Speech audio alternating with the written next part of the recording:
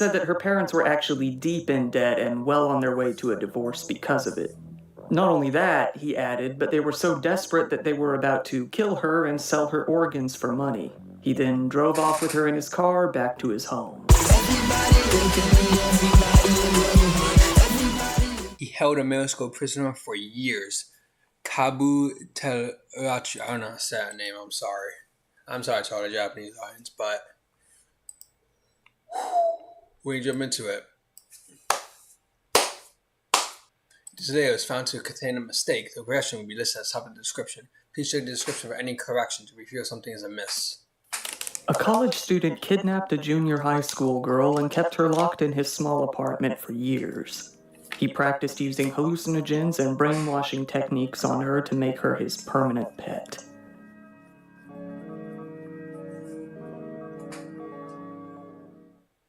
I want to give a shout out to today's sponsor, Scentbird. Scentbird is No free sponsor. Fuck if you man, but no free sponsor. all caps, $7. To Oliver, eating here instead of buying.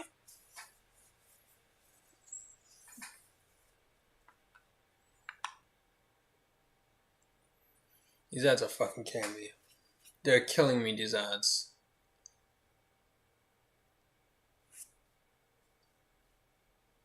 I thought it was Enya Verde for a second.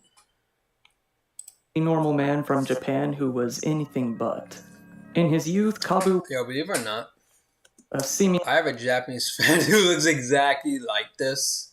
That's crazy. normal man from Japan who was anything but. In his youth, Kabu was mostly a loner at school. He did well in class, but he didn't participate in any clubs and didn't really have a circle of friends. He started being bullied when he was a third-year junior high school student and began to isolate himself from his peers. This period of solitude was when he had his first real urge to capture and confine someone. He wanted to really set them apart from society and the way that he felt he was. It's now speculated that he had some kind of psychiatric disorder at the time, but back then nobody really suspected anything. When Kabu became an adult, he seemed to act like he was very well put together. He got a lot of admiration from his peers and respect from his teachers. He seemed to be the natural-born leader type. Okay, well-respected man, well-respected man. But despite this, he was not without his faults. Not by a long shot. Those around him noticed that when he took an interest in something, he became obsessive, to a concerning degree, to a dangerous degree, even. He was able to hide it well, though. At school, he always excelled. He had fantastic grades and did well enough to enter Chiba University, one of the best schools in the country. He even studied abroad in Canada, where he did his best to learn English and study aircraft and flying in general. He even set out to get his pilot license, and it only took him 4 months to do so. Damn. Once his study abroad trip was up, he returned to Japan, and This guy has talent. about half a year later, he would completely snap and do something unthinkable. In February of 2014, although being completely unfamiliar with the area, he set out to Osaka City and Niza City, which were both more than 60 kilometers away from where his home in Chiba was located. He was looking for a place that wasn't really too rural and wasn't really too urban. He specifically set out during a time when a lot of nearby junior high and high schools were hosting events. I think you can see where this one's going. He came back to the area from March 4th to 6th and started scoping out the girls who were leaving school alone. He focused in on one certain girl and followed her back to her home, quietly. From the address plate on her house, he was able to make a pretty solid guess as to what her last name was, but he needed more information. He surveyed the yard of the home and found a homemade flower pot on which the girl's name was written. Those lilies?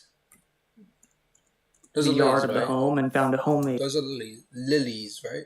flower pot on which the girl's name was written. The girl's name was Ana Sato. She was a 13-year-old middle school student only in her first year. But even this early on, she was already a member of the student council and active in learning ballet. The subject I was looking for was a middle school or high school student who was weaker than me.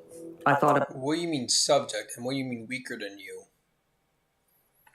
That's sus, that's sus. about how I could go about being undiscovered. I wondered about how she would develop over time. I wanted to see what would happen if I confined her, isolated her from society, and put her under severe oppression, said Kabu. While Anna was on her way back home from school one day, Kabu pulled up near her in a white vehicle as she was almost back to her home in Saitama. He had even gone as far as stealing a license plate to use on the car during the act. He gave her a grand story about how her parents were splitting up and about how he was actually their divorce lawyer, and asked her to get into the car to talk with him about it. Knowing her full name was likely what gave him the credibility that allowed her to get into the car in the first place. He continued on with his story. He said that her parents were actually deep in debt and well on their way to a divorce because of it. Not only that, he added, but they were so desperate that they were about to kill her and sell her organs for money. He then drove off with her in his car back to his home. After taking her home, he sat down and told her he's gonna rip her guts out on some deformed shit. Oh my god. This guy's a demon. that instead of having her organs sold, she had been sold to him to pay off her parents' debts. Several hours later, Anna's mom started to get worried when she didn't return home at her normal time, or even hours later after it got dark. She asked around, and the people in the neighborhood said that they had seen her talking to a young man near their home that day. The mother decided to call the police and formally report her missing. She later found a note in her mailbox, one that was apparently written by Anna and seemed to match her handwriting. I want to take a break away from my home and from school for a while. I'll be with a friend. Please don't look for me. Anna had been forced to write this under duress, ordered by Kabu to do so. Many tense, worrying days passed with no leads on where Anna could be. After 10 long days, another note arrived at the home. This time it read, "I'm sorry to trouble you. I'm doing well. I'll be home in about half a year. I'm with a high school student that I met online." Okay, yeah. Saying, oh, I'll be home in half a year through letter. And saying, what is it? I'm with someone I met online. Too. That's very sus. That's very sus. If the parents aren't suspicious, well, L parents. What year does this take place? It was confirmed to be Anna's handwriting. However, both her phone and her computer were searched by the police, and there was no evidence of her ever really contacting a high schooler in any capacity. The kidnapping became major news around Japan at the time. Her parents believed that she was taken against her will, but due to a complete lack of information, they didn't have much to go on. 2 years Sure, you passed can't really go to the police with that. without them ever hearing anything about what happened to her. Gradually, police efforts decreased more and more as leads petered out and no new information was coming in. Her parents felt as if the police had given was driving a patrol car and decided to ask them for help, but the car drove off before she could reach it. Defeated, not knowing what to do, she returned to the apartment on her own. She waited a while but decided to take one more shot. She ran out again and, this time, came across an old woman in the same park. She began to ask this woman for help as well, but the woman simply ignored her and refused. I'm hungry. We should order some fried chicken. Italian. Warring hands over. Anna lost all hope to break free that day. Nobody seemed to want to help her. Nobody seemed to care about her situation at all. Being in this unfamiliar of an area was also terrifying, being a 13-year-old girl. Even if she were to run off, she didn't really know where to go to get help. For the time being, it seemed she was stuck. According to Anna herself, no sexual abuse took place throughout her entire confinement. She stated that no violence took place either. He fed her normally, usually with food he ordered online. She wondered why she was even there at all. Food ordered online? Like not even the fast food type shit? Dude, well, I'm not sure how fast food works in Japan, but order online, where'd you feed her, dude? I'm a little worried. Was ready to fill her mind with a few answers as to why. Kabu had been preparing to confine a victim for years by this point. He had even researched CIA brainwashing techniques beforehand. Yeah, dude, this dude just looks like the Asian Dexter. Low key. Wait, no, not Asian Dexter, my fault. Asian, Jeffrey Dahmer. He looks like an Asian Jeffrey Dahmer. And along with the especially with the asses and the look, oh my god, he's looking straight at you, he's techniques employed by the Aum Shinrikyo cult that gained prominence in the 90s. He even researched none other than the Fusako Sano case that had ended about a decade prior. This case was a major motivation for him. When researching the brainwashing-related material, he became interested in hallucinogens. He found that the seeds of the Japanese morning glory plant can cause hallucinogenic effects to some extent, and they weren't too hard to come across. Kabu would often mix these seeds into the food he gave Anna in hopes that he could brainwash her more easily while she was under the influence. He would tell her, over and over again, that her parents had already abandoned her, that they had forgotten her, and that they had already moved on. He did his best to reinforce both this to her and that she was of no use to anybody. He forced her to write these things herself, over and over, until she actually believed it. "I was abandoned. I have nowhere to go home. Nobody needs me," she wrote, time after time after time.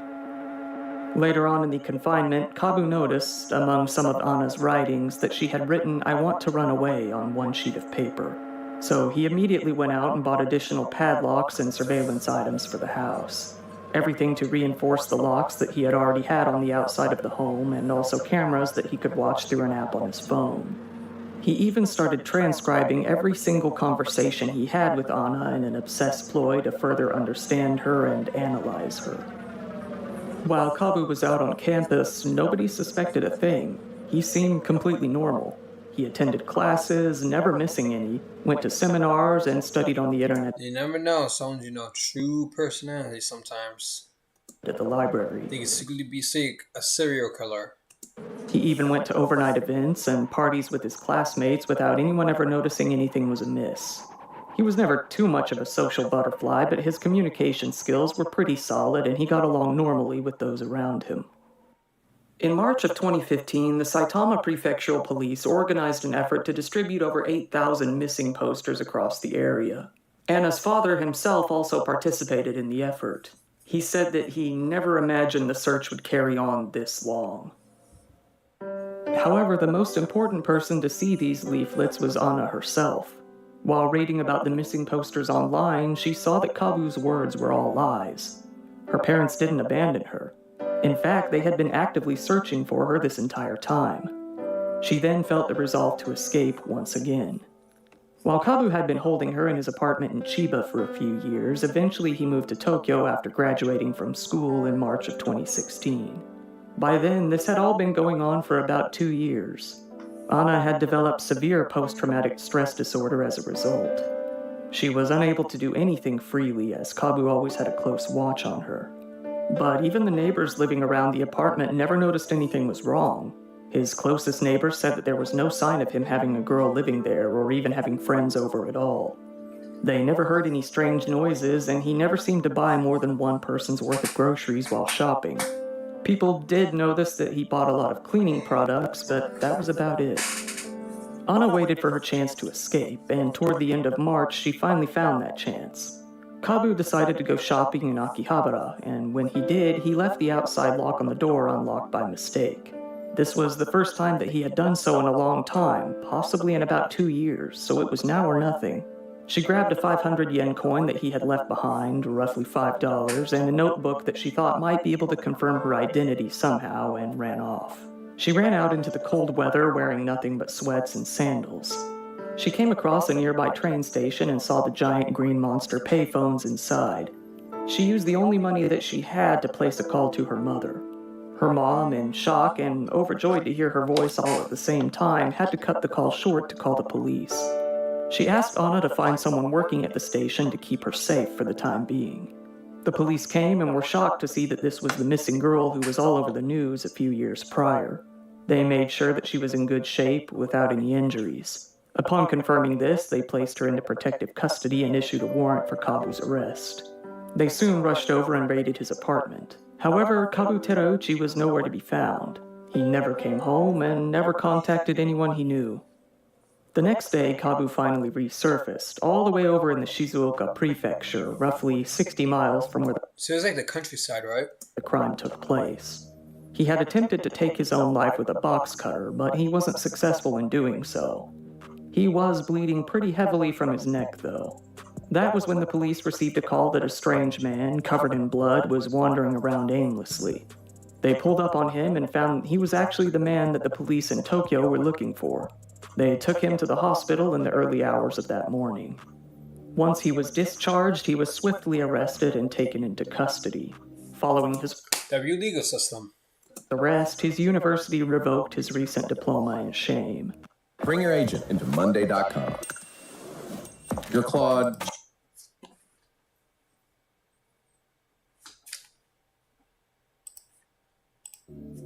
Plans for a trial began to fall into place, and Kabu was pretty shook. He admitted to kidnapping Anna, but claimed that he only really confined her for the first couple of weeks. He said that after that, she stayed willingly, and he even left her on her own for most of the time. This wasn't completely a lie, but he's leaving out a lot of key information here.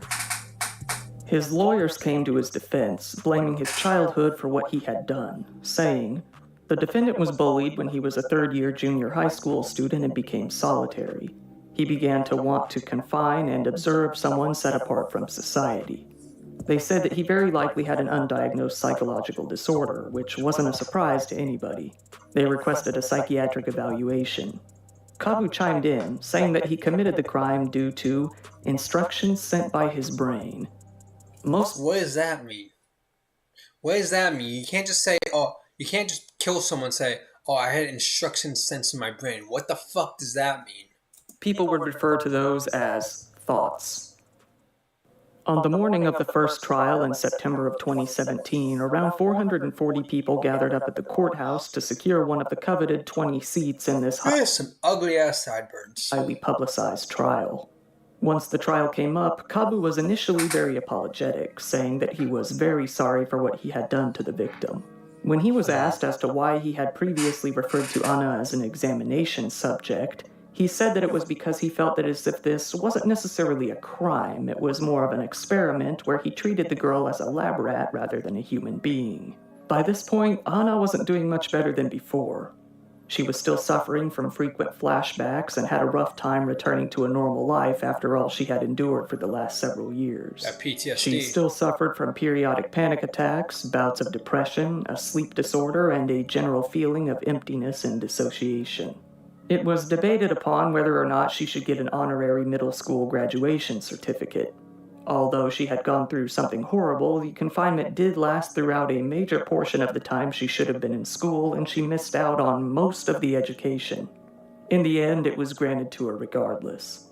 Before the trial, her mother said that she wanted Terauchi to stay in jail for a lifetime.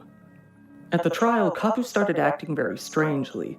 He started babbling, spewing a bunch of nonsense, and telling the court that he was actually a fairy from the forest, that he was only an amoeba.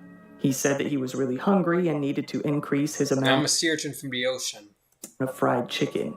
He responded to questions with statements that were generally incoherent and meaningless. It wasn't known if he had actually lost his mind or if he was simply trying to get a reduced sentence. Either way, the trial was put off while he was given a psychological examination. It was found that he might be somewhere on the autism spectrum, but his inferiority complex was more notable and more relative to the case, or at least the prosecutors thought so. It was also believed that he could be suffering from schizophrenia, and a private doctor seems to have confirmed this. His defense asserted that he couldn't take criminal responsibility for the crimes due to his mental problems. In March of 2018, a district court finally sentenced Kabu Terauchi to 9 years in prison for kidnapping and holding Anna captive for 2 years from March of 2014 to March of 2016. They decided that Kabu was fully capable and that he was criminally liable, able to take full responsibility for his crimes. His defense strongly disagreed, mainly pointing out the schizophrenia, but what was done was done. Kabu was being put behind bars. While the defense of course wasn't happy, neither were the prosecutors. They argued that 9 years was far too low of a sentence for what he had done. By now, Kabu himself had mostly admitted to everything he had done. The presiding judge at the time, Satomi Matsubara, said about the sentencing, "The defendant was aware of the illegality of the acts as he made attempts to prevent them from being revealed, such as by attaching a stolen number plate on the car he had used to kidnap the girl." The court said that his claims of only holding her for a short while and that she willingly stayed after were frankly bullshit. It was very clear by Anna's state that she was disturbed and traumatized by the entire ordeal. Even if she had stayed willingly, it was due to the trauma and due to Kabu's brainwashing. The confinement lasted for a significantly long period of time, dealing an unimaginable blow to the victim by depriving her of her precious time, the ruling said. The reasoning the judge gave for handing down such a light sentence was that the physical confinement was moderate. The reasoning was that she should have left through a window and that Kabu would often go on trips where she was left alone for significant periods of time. The victim's account suggested that there was no physical violence or verbal abuse during the confinement and that the prison term sought by the prosecutors is too severe, Matsubara said. The prosecutors weren't about to give up on this. So fast forward about a year to February 1st of 2019. After a long fight from the prosecutors, Kabu was sentenced to a slightly longer 12 years in prison, which was longer than the pitiful 9 years it was before, but, you know. The prosecutors continued to assert that the previous sentence of 9 years was much too short for what he had done. He had kidnapped a girl, held her against her will, and traumatized her for life. It didn't matter if she wasn't physically or kidnapping, that's a serious crime. Sexually attacked. He took years away from her very finite life and has made it significantly harder for her to function in normal society from here on out. He literally ruined her childhood. Asked for at least a 15-year sentence, but this was the best they could get. It was an extremely cunning crime where the victim carefully manipulated the girl by calling her by her full name, which he confirmed in advance, said the new judge in the case, Atsuo Wakazono, as he handed down the ruling. Kabu Terauchi will be in jail for years. It would be nice if I could say that Anna is doing much better now, but unfortunately that isn't the case. We last heard from her a few years ago when she was around 16 years old. She is still very much suffering from the entire ordeal. She's trying to get help, but the severe emotional trauma is absolutely still there. PTSD is a bitch. To the crews that put the work. W Radio. Dire trip. Dude, Kabu literally kidnapped her for years, taking her youth away. But she was like 12, 13. Like, bro. Like years of she could have been studying, getting to a good school, but she couldn't because her life was literally taken away from her by just Asian Jeffrey Dahmer. I hope she's alright today.